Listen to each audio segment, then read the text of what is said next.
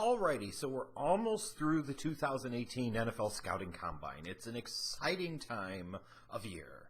It's not NFL Draft Weekend, but it's still a pretty exciting time for us football fans and specifically us draft nerds. Yes, it is. Yes, it is. And thanks to all of you that went to Twitter and asked your questions for this NFL Draft Q&A video. I appreciate it. Let's go ahead and get started. Matt Holtzman starts us off by asking, if Quentin Nelson and Bradley Chubb fall to number 8, who do you take? I take my ass to the convenience store down the street and I play the lotto, because there is no way, and Jeff means no damn way, that this dream fantasy scenario actually happens. That said, Nelson would be a better fit for what the Bears need, what the Bears want to do. He would be the guy over Chubb. As much as I love Chubb, Nelson would be the better fit for the Bears. He would also happen to fill a bigger need. So it would have to be Nelson. Well, there's no way in hell that scenario plays out. I promise you that much. NJCT. Are the Dolphins going after a QB in the draft? Buckle up, bitches, because yes, they are. And it very well could happen in round 1. Woo! Baker Mayfield, here you come. Baker Mayfield, here he comes. Maybe Josh Allen. Ooh, so fun. They're going after a quarterback. Daryl O. One player you like that no one else does, or one player you hate that others really like. And I think you called out Josh Rosen. And Josh Rosen certainly is one. And yes, I went out on a big, deep gamble, whatever the fuck you want to call it. I think the dude is overrated as bricks. I may be wrong, but imagine if I'm right. I can go back and say, haha, I told you so. And frankly, if I'm wrong, who the hell cares? Because in the grand scheme of things, while yes, people will only point out the things you got wrong, who cares? Because if they won't point out the things that you get right too, it doesn't matter. In the grand scheme of things, it does not matter. So Rosen would definitely be one of them. I think another one might be James Washington, the receiver from Oklahoma State. It seems like a lot of people look at him as a first round or second round type of player, and I don't. But Rosen would be the clear-cut winner at this point on the offensive side of the ball. We'll find out what happens come the time where I start grading the defensive side of the ball. B-Nose Sports, who is your best offensive tackle prospect in this draft? As of this point, it's Chuks Okorafor from Western Michigan. And even then, I still don't have a first-round grade on him. I'm not really huge on any of the offensive tackles in this draft at this point. Haven't graded them all, though, but the first few that I have graded, not a big fan. And then he also asked, do you agree that Royce Freeman is underrated? Perhaps a little bit. It comes out of the familiarity with him. There's not much newness, not much freshness, not the view of much potential or upside to him. He's a very well-known commodity, so there is definitely a chance that he's a day 3 guy that plays well above that draft position. Jake Richardson, what will it take for you to mock a safety to the Steelers? You know, now that I know, honestly, that it's bothering some of you Steelers fans when I do the mock drafts, I should continue to not mock a safety to the Steelers. I'll continue to do it. Swear to God, I'll continue to do it. It's funny, too, because all these years, I was one of those ones as well, talking about every year that the Steelers are stupid. Stop ignoring the secondary. Start drafting secondary players. Start drafting corners. Start drafting safeties. And now, lo and behold, here we are in 2018, and I got Steelers fans giving me shit because I'm not mocking them a safety in round freaking 1. What the hell happened here? How quickly the masses turn on you. For all you know, in the post-combine mock draft, that might very well be what happens. So sit down, settle down, and buckle the hell up. You still got almost 2 months to the draft. Just saying. Josh Grantham, why would a QB not throw at the combine? A couple of different reasons. One, perhaps injury. Number 2, They've gotten some type of draft guarantee not to throw because it doesn't matter, which is unlikely in the case of, let's say, a Sam Darnold. And I don't think it's an injury. Number 3, they're getting advice that isn't necessarily good advice, that you're going to be in a format where you're not familiar with the receivers and there's too much of an emphasis and a focus on, as they were talking about during the Combine on Saturday, actually completing the passes and so forth, and that's just not what it's about. Number 4, sometimes maybe these guys are scared of competition. I'm going to lean on number 3 with Darnold in that he got some bad advice.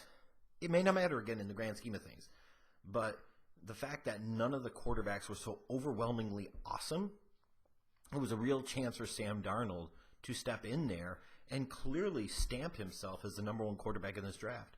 And he failed in that opportunity to do so because he failed to have the competitive drive to throw. Because even if you go out there and you're not great at the Combine, it gives you a little baseline, so that way if you come back at the pro day in a much more scripted environment with the receivers that you know and the environment that you know, and you look awesome, you look so much better, people will forget about the damn Combine. So there are lots of reasons, and the last couple of them aren't particularly good.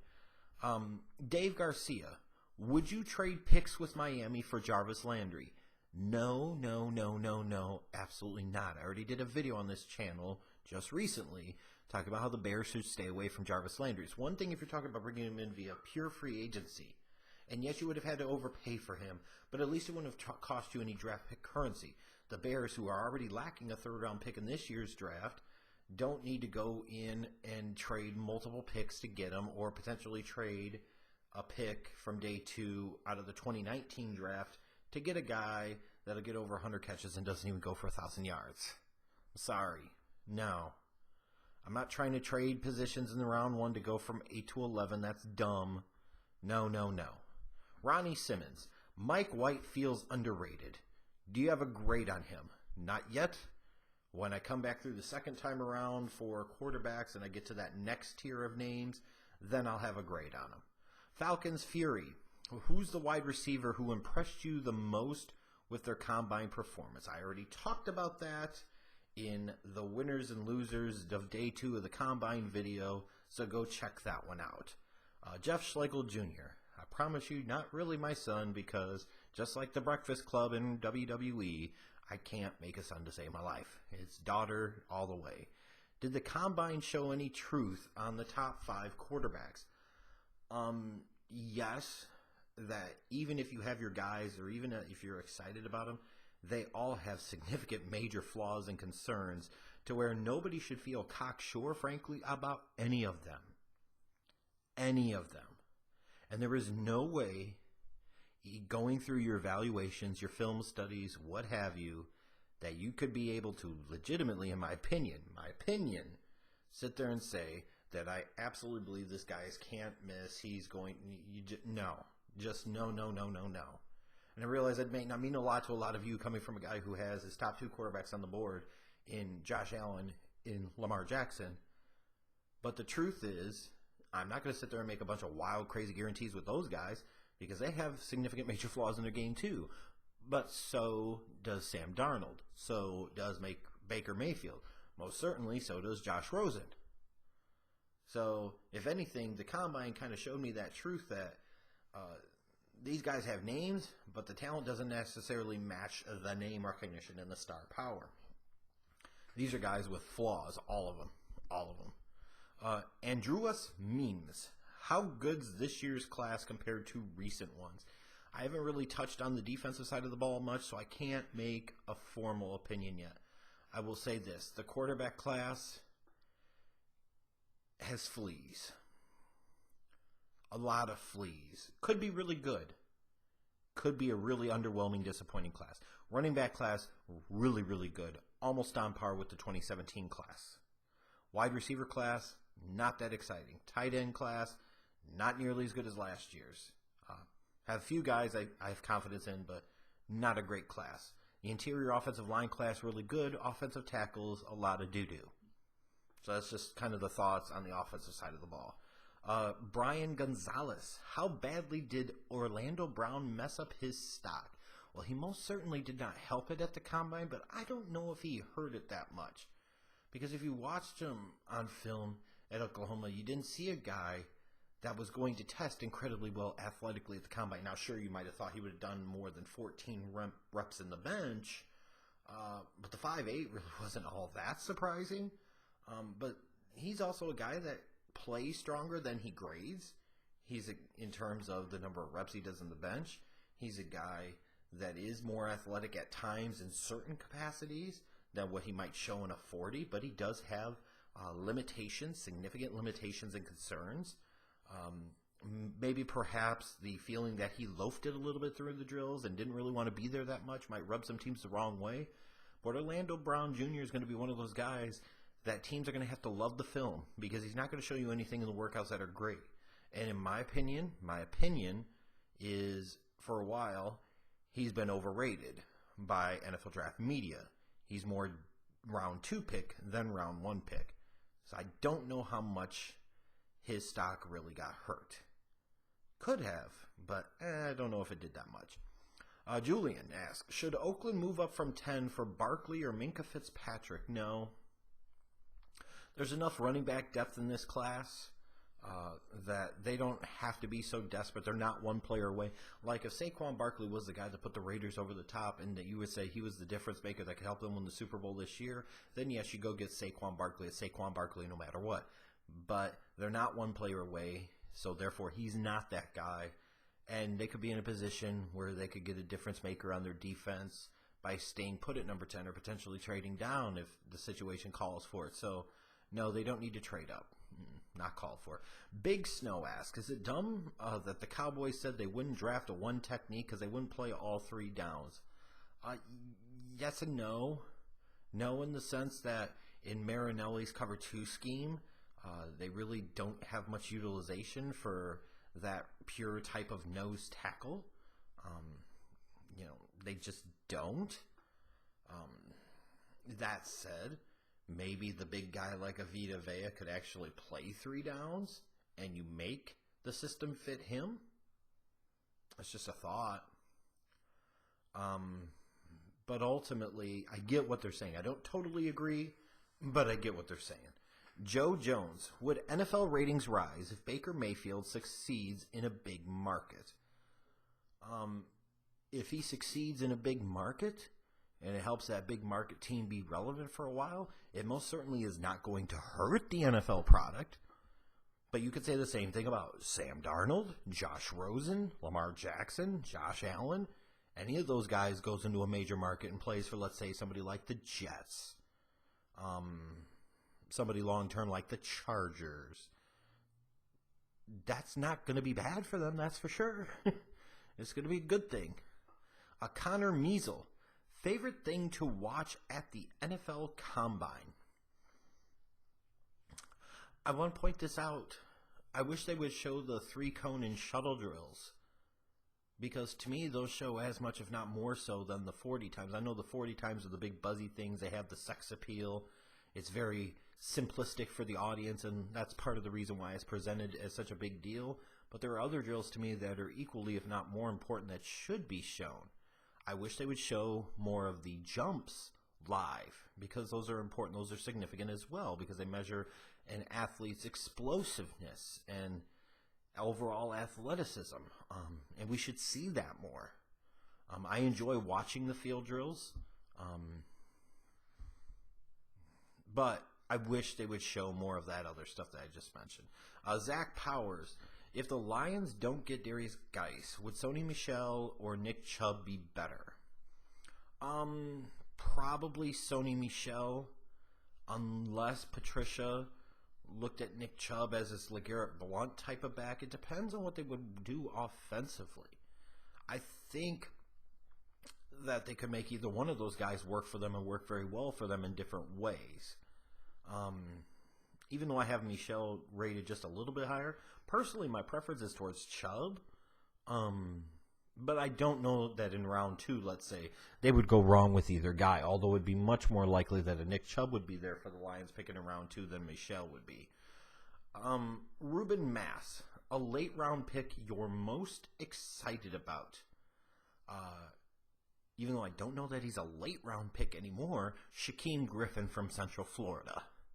Especially after what he did at the Combine on Sunday, Shaquem Griffin from Central Florida. But there were plenty of reasons to be excited about him before the Combine weekend. But he would be the one. Although, again, I think he's moved well past 7-6 fifth-round territory. At worst, he's going to be a special teams demon in the National Football League, which to me is worth a fourth-round pick. And if you envision any type of starter potential out of him like I do, then he is a day 2 type of guy. One hand, two hands, doesn't matter. Dude can ball, dude can play, period, and he's a hell of an athlete. And if he got into round 5, round 6, round 7, then shame on the NFL, because that just shows how stupid so many of the people in the league would be. Marcos Levy closes us off by asking, why do you think the Eagles need a CB, a corner? Aren't there bigger needs?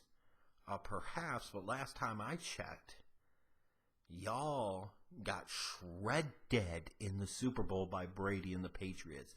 Absolutely obliterated. So why wouldn't cornerback be potentially a need? Who knows what Sidney Jones is going to look like long term? Furthermore, is there a law against having too many good corners? I'm just saying. You know, and again, it comes down to the whole thing. You just won the Super Bowl. When you're picking at 32, best player available, if the best player available is a corner, then you take the corner. You don't pass on the superior player that's a corner for an inferior, let's say, offensive tackle, even though that's a need in terms of depth, in terms of long-term for the team. You know, maybe potentially looking at some more defensive line depth, maybe looking at the linebacking core. You know, these are other areas of need, but you go best player available, and the best player available is a corner, then you take the damn corner. So yes, there might be bigger needs, but don't pretend like the secondary isn't a need for that team, because it almost cost them a damn Super Bowl. Especially once that front four couldn't get any pressure on Brady. That secondary got exposed, period. Well, anyways, that's the 4th of these 2018 NFL Draft Q&A videos. This was fun. I look forward to doing it again next week.